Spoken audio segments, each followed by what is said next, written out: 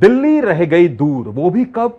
11 over 111 run, 1 wicket. लग रहा था मुकाबला बिल्कुल एक तरफा हो रहा है, लेकिन फिर हो गया क्या?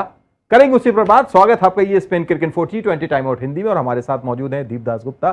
दीप, पहला सवाल तो मैं आपसे बस यही करना चाहता हूं कि ये क्या सोच थी? अक्षर पटेल को क्या मान लिया गया है कि भाई आप लक्की 7 है हमारे, 7 नंबर, यानी जब तक 5 विकेट नहीं गिरती है आपको नहीं जाना है वहां?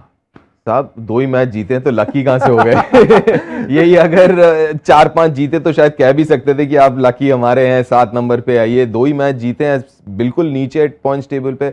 और ये समझ मेरे से तो परे है कि क्यों आप इतना पीछे भेज रहे हैं। आप ठीक है, आपके पास मिडिल ऑर्डर में आपके पास वैसे बल्लेबाज हो तो मैं समझ सकता हूं। जब आपके पास मिडिल ऑर्डर में उतना एक्सपीरियंस नहीं है, आपके सबसे इनफॉर्म बल्लेबाज, ऑपोजिशन में 2 left arm spinner, 1 leg spinner, मतलब हर नजरिए से अगर आप देखें तो इसमें तो डाउट की कोई गुंजाइश ही नहीं है कि आप अक्षर को क्यों नहीं ऊपर भेजेंगे।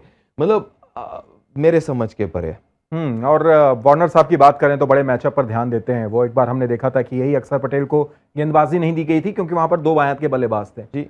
पर दीप भाई, आज तो आप देखें वहां अकील हुसैन गेंदबाजी कर रहे हैं, मयंक मार्कंडे गेंदबाजी कर रहे हैं, अभिषेक शर्मा गेंदबाजी कर रहे हैं, 1 लेग स्पिनर है, 2 स्लो लेफ्ट आर्म स्पिनर है, अक्षर पटेल बाएं हाथ के बल्लेबाज हैं। ये कौन सा मैचअप था ये? अब ये सोचिए, अगर आप बाएं हाथ के इकलौते मिडिल ऑर्डर में बल्लेबाज है, अगर आप उस बल्लेबाज को ऊपर लाते हैं तो सबसे पहला चीज मैचअप वाला जो भी कप्तान है, जो सारे कप्तान आजकल हैं, वो कहेगा कि मैं लेफ्ट आर्म स्पिनर नहीं लाऊंगा। तो आपके पास क्या विकल्प बचा? आपके पास विकल्प बचा कि आप उमरान, जो कि 22 रन खाएं 1 ओवर में, उनको लेके आए, या आप भूवी या नटराजन से ओवर करवाएं। तो मतलब जो लास्ट के ओवर आपके तेज गेंदबाज के वो हट जाते हैं। तो आपने वो चांस ही नहीं दिया, आपने वो चाल ही नहीं चला, जिसके कारण दूसरा जो कप्तान है उसको सोचने पे आपने मजबूर ही नहीं किया कि कुछ अलग करूं।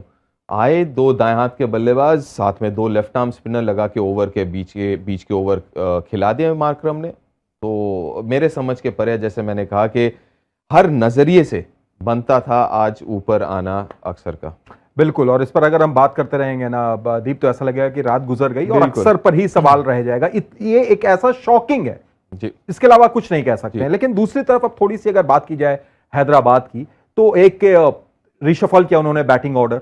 सबसे पहले अभिषेक शर्मा पर जो लगातार नजरें थी, आप भी कह रहे थे, सब लोग कह रहे थे कि भाई आप उनको कहां खिला रहे हैं। आपने उनको सलामी बल्लेबाज के तौर पर भेजा और देख लीजिए रिजल्ट। और ये पहले मैच से हम बात कर रहे हैं, पहले मैच में तो खिलाया नहीं। जो आपका सबसे सफल बल्लेबाज था पिछले साल का, उसको आपने पहले मैच से खिलाया नहीं, फिर आपने खिलाया तो मिडिल ऑर्डर में। तो आज पहली बार मौका मिला और बता दिया कि भैया उनकी जगह कहां पे है और क्यों आप उनको पीछे भेज रहे हैं। आज देखें तो वो जो शुरुआत में इम्पेटस की जरूरत थी, वो मोमेंटम की जरूरत थी एक पारी की, वो दिलाया। और जिस तरीके से उन्होंने बल्लेबाजी की, बहुत बढ़िया बल्लेबाजी की, क्रिकेटिंग शॉट्स खेले। एक बार भी देख के नहीं लगा, चाहे कोई भी तेज गेंदबाज हो, स्पिनर हो, एक बार भी नहीं लगा कि वो ट्रबल्ड हैं, कि यार पेस पे बीट हो रहे हैं, टर्न पे बीट हो रहे हैं। बहुत बढ़िया बल्लेबाजी की और यही उनका स्पॉट है, यहीं पे खिलाना चाहिए। काफ़ी बदलाव उन्होंने बैटिंग ऑर्डर पे की। मेरे ख्याल से अभी भी उनका बैटिंग ऑर्डर मेरे हिसाब से सही नहीं है। बिल्कुल, और हैरी ब्रूक की बात करें तो ऐसा लगता है कि जब आप मिडिल ऑर्डर में आकर खेलते हैं, हालांकि आज सिर्फ नहीं कह सकते हैं, बहुत जल्दी आउट हो गए, लेकिन फिर भी क्या वो जगह उनकी? देखिए, पिछली बार जब हम अंग्रेजी शो पे मैंने कहा तो कुछ लोगों को पसंद नहीं था, क्योंकि हैरी ब्रूक बहुत सक्सेसफुल रहे मिडिल ऑर्डर में। लेकिन आईपीएल में पहले साल मिडिल ऑर्डर जब आते ही आप ऐसे पिच पे खेले जहां पे ग्रिप हो रहा है, थोड़ी सी मदद है स्पिनर को, आसान नहीं होता। पहले साल आके ही आप कोई भी ओवरसीज प्लेयर उठा के देख लीजिए, एबी डिविलियर्स जैसे प्लेयर भी पहले जब 2-3 साल दिल्ली के लिए खेले तो उतने सफल नहीं थे, वो तो बाद में बैंगलोर में आके सफल हुए। लेकिन वही मेरा मानना है कि अभी भी हैरी ब्रूक से आपने ओपन करवाया, हैरी ब्रूक ने शतक जड़ दिया ओपन में, फिर आपने उनको पीछे भेज दिया। आप खिलाइए ना, अभिषेक शर्मा, हैरी ब्रूक, ये दोनों से ओपन करवाइए।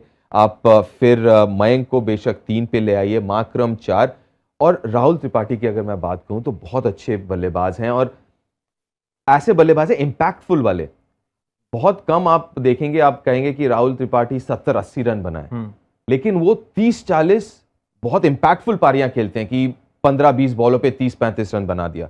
तो वही पारी आपको 3 के जगह शायद ज्यादा फायदेमंद साबित हो जब वो 5 पे वो पारी आए। 3 पे आपको ऐसे बल्लेबाज चाहिए ऊपर के 3-4 नंबर पे जो बड़े पारियां खेले, 50 बॉल पे 70 वाले पारियां खेले। और मेरे ख्याल से, मेरे हिसाब से तो वो बैटिंग ऑर्डर जैसे मैंने कहा कि हैरी ब्रूक, अभिषेक शर्मा, 3 पे आपके मयंक, 4 पे आपके आगे मार्करम और 5 पे आपके आगे राहुल त्रिपाठी। बिल्कुल, और अगर ये चीज पहले की होते तो शायद अंक तालिका में जो अभी स्थान है हैदराबाद का वो हमें नहीं दिख रहा होता। दीप, अब दिल्ली की अगर बात करें तो एक बार तो ऐसा लगा कि शायद ये मुकाबला मिचेल मार्श वर्सेस हैदराबाद चल रहा है। गेंदबाजी से 4 विकेट, भले ही दूसरी तरफ से शायद वो सपोर्ट नहीं मिला। अक्षर पटेल ने इकोनॉमिकल गेंदबाजी जरूर की, कुलदीप यादव वो लय अभी भी नहीं मिला, आज भी 4 ओवर उन्होंने पूरे नहीं किए। अकेले पड़ गए मिचेल मार्श काफी हद तक। हाँ, सही कह रहे हैं आप। और खासकर देखिए, दिल्ली के उस पिच के ऊपर थोड़ा सा समझना होगा मुकेश को और आंद्रिक नोकिया को कि एक ऐसा पिच है, और वो आज हमने देखा है, चाहे वो दूसरी तरफ उमरान मलिक क्यों ना हो, आप जितना तेज डालेंगे ना उतना आसान होगा, उतनी बेहतर तरीके से बल्ले पे आएगा, टाइम और बेहतर होगा। वहीं पे दूसरी तरफ उदाहरण देख ले तो मिच मार्श, उनके साथ ज्यादातर विकेट आप देखेंगे तो स्लोअर वन से हैं। बहुत अच्छा इस्तेमाल किया कटर्स का उन्होंने। नटराजन की बात करें, यॉर्कर तो डालें, लेकिन साथ में कटर्स वगैरह भी बहुत अच्छे डालें पहले स्पेल में। तो कहीं ना कहीं क्योंकि आप ये घर का मैदान है दिल्ली आंद्रिक नोकिया और मुकेश के लिए, तो वो वेरिएशन जो है वो लाना जरूरी है। और वेरिएशन देखिए, कोशिश तो किया था आंद्रिक नोकिया ने, लेकिन ये उनका मजबूत पक्ष नहीं है स्लोअर वाला। कहीं ना कहीं वो डेवलप करना जरूरी है कि एक अच्छा स्लोअर बॉल, खासकर क्योंकि आप दिल्ली में घरेलू मैदान है दिल्ली आपका। आखिर में दीप, मिचेल मार्श और फिल सॉल्ट, इन दोनों की जो साझेदारी थी, जब तक वो खेल रहे थे लग रहा था मैच ये टीम जीत रही है। क्या ये हार, इस पोजीशन से हार, फिल सॉल्ट की उस पारी पर नमक छिड़कने जैसा हो गया? जी बिल्कुल, थोड़ा सा नमक कम पड़ गया पकवान में। थोड़ी देर और खेल जाते, लेकिन दाद देनी पड़ेगी मार्कंडे को, जो कैच पकड़ा उन्होंने, बहुत ही शानदार कैच था। थोड़ी देर और खेल जाते फिल सॉल्ट तो थोड़ा सा मामला मुश्किल हो जाता है एसआरएच के लिए, लेकिन सही वक्त पे वो विकेट आया, लगातार 2 विकेट आए उस दौरान। और फिल सॉल्ट ने बहुत अच्छी बल्लेबाजी की, और जिस तरीके से स्पिन को खेला, दोबारा मैं कहना चाहूंगा कि स्पिन को अच्छा खेला, और जिस रणनीति के साथ स्पिन को सिर्फ बैकफुट से खेल रहे थे ये दोनों, मिच मार्श फ्रंट फुट पे आए, एक छक्का लगाया, दूसरे पे आउट हो गए मिच मार्श। लेकिन जो रणनीति थी मिच मार्श और फिल सॉल्ट की, शुरू में आए तब मीडियम पेसर्स को खेला, सेट हो गए, फिर स्पिनर आया और स्पिनर के खिलाफ स्लो पिच पे परख लिया था कि पिच स्लो है, पढ़ के उतनी तेज निकलेगी नहीं, तो बैकफुट पे मैनेज हो जाएगा। और बहुत बढ़िया तरीके से इन दोनों ने मैनेज किया स्पिनर्स को बैकफुट पे। चलिए, काफी मैचों के बाद एक जीत मिली हैदराबाद को, लगातार हार पे हार। दिल्ली अब किसकी दूर, हैदराबाद की या दिल्ली की? फिलहाल तो वो टॉप 4 से काफी दूर हो गई है। यहाँ अगर आप पॉइंट्स टेबल पे देखेंगे तो वो अंतर आपको दिखेगा 4 अंक से बिल्कुल नीचे। यहाँ से अगर 8 मैच खेल लिए, 14 मैच का टूर्नामेंट है, तो अगले 6 मैचेस जीतते भी हैं तो 12 अंकों के साथ वो पहुंच जाएंगे। फिर 12 और 4 16 पे 10 टीम्स जो है ना, थोड़ा सा मुश्किल हो जाएगा, क्योंकि आप हार रहे हैं तो नेट रन रेट भी बहुत नीचे ही लगा हुआ है आपका।